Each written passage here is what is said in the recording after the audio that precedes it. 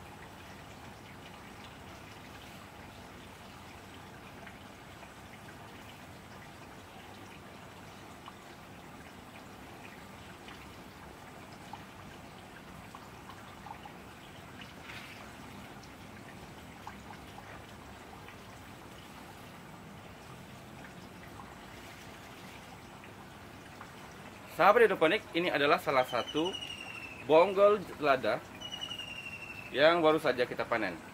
Dari segi bentuk, selada ini juga memiliki bentuk yang cukup unik dan tersendiri. Mengapa demikian? Karena menurut saya, selada Caipira ini memiliki bentuk yang sedikit lebih kecil dan juga padat. Daun juga tidak begitu tipis jika dibandingkan dengan Johnson RZ. Dan dari segi rasa,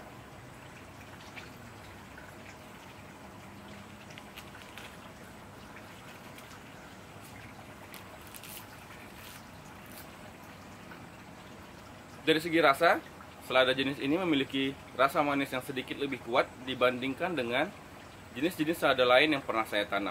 Baiklah sahabat hidroponik, sekarang kita akan membahas sisi positif dan juga negatif atau apa saja keunggulan dan juga kekurangan dari jenis selada Caipira ini. Dan kita akan memulai dari sisi keunggulannya terlebih dahulu. Yang pertama, dari segi harga.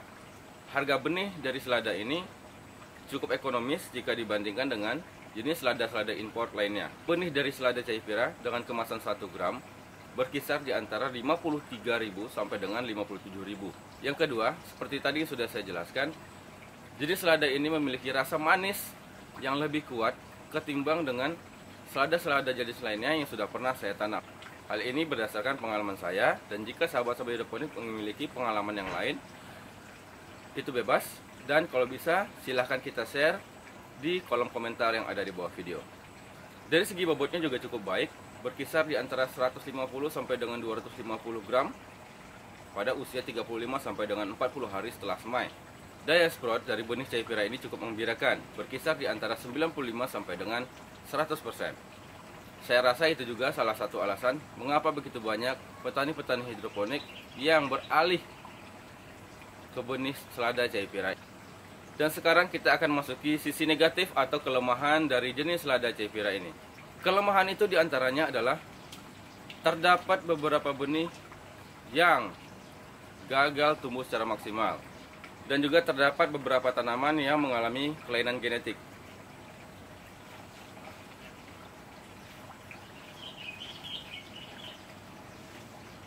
Ini adalah salah satu contoh dari tanaman selada Caipira yang pertumbuhannya tidak sesempurna teman-teman yang lain. Sementara ini adalah contoh dari jenis selada Caipira yang mengalami kelainan genetik. Kelainan genetik yang saya maksud adalah dapat kita lihat pada daun yang mengeras dan menggumpal.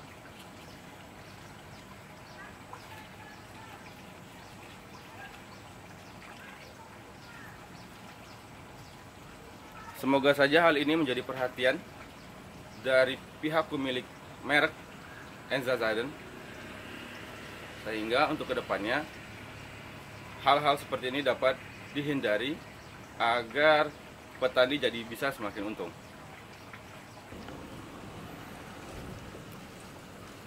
Di sini terdapat beberapa tanaman selada yang kerdil jika dibandingkan dengan teman-teman yang lain dengan umur yang sama dan masa penanaman yang sama dengan kadar nutrisi yang sama, terdapat perbedaan yang sangat signifikan di antara beberapa tanaman ini. Karena terdapat beberapa benih yang kerdil ataupun terlambat tumbuh dan juga benih yang mengalami kelainan genetik, maka salah satu trik dalam penanaman jenis selada caipira ini adalah lebihkan jumlah semaian dari lubang tanam yang akan kita pergunakan. Misalnya kita akan menggunakan lubang tanam sebesar 100 lubang tanam, maka setidaknya untuk antisipasi kita dapat menyemai 110 sampai dengan 130 benih. Dan nanti saat pindah tanam, kita akan menyisihkan atau menyortir mana yang baik dan mana yang kurang baik, sehingga tidak terjadi hal yang seperti ini. Baiklah sahabat hidroponik, sampai di sini review kita kali ini. Semoga dapat memberi manfaat dan ada hal-hal yang positif yang bisa kita ambil dari video ini. Sampai jumpa di lain kesempatan. Assalamualaikum warahmatullahi wabarakatuh dan salam hijau.